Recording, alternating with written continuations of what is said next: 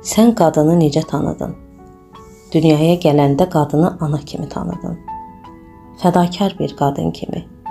Özünü sevən yox, başqalarını sevən qadın gördün bəlkə də. Öz arzu və istəklərinin üzərindən çox zaman xətt çəkib, yox deməyi bacarmayan, üzüləndə kimsə göz yaşlarını görməsin deyə için ağlayan, gözlərindən axan yaşı gizlin silən, yeməyib yedirən, geyməyib geydirən, saçını süpürgə edən qadını gördün. Qadın olduğunu, zərif olduğunu unudub, mən kişi kimi qadınam deyib, öz cinsindən imtina edən qadını gördün. Dünyanın yükünü çiynində daşımağı bacaran, öz dəyərini o yükün ağırlığı altında əzildikcə yüksəldən qadını gördün.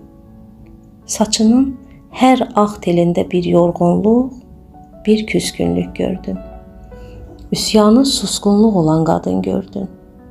Amma qadın kimi qadın görmədin. Sənin doğru qadın nümunən gördüyün qadın oldu. Qadın olduğunun, zəif deyil, zərifliyinin fərqinə var. Həyatının mərkəzinə özünü qoy. Qadın, mərkəzdə özün olduğun müddətcə həyat tərəzini nizamlaya biləcəksən. Özünü kiməsə sevdirmək məcburiyyətində olmadan sevəcəksən.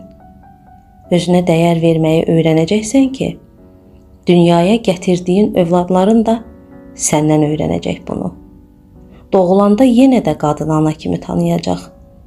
Amma ananın ayağının altındakı cənnəti yox, ətrafında yaratdığı cənnətini və o cənnətin mələyini, əsl qadını tanıyacaq.